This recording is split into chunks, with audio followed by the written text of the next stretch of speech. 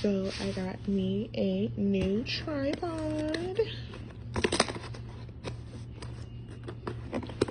So go ahead and open this tripod with me.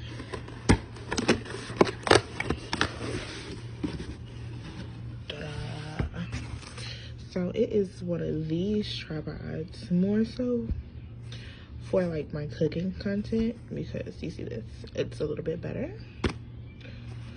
So yes, I'm excited about this tripod.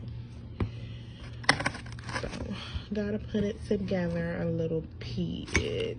Gotta put it together, but that's okay.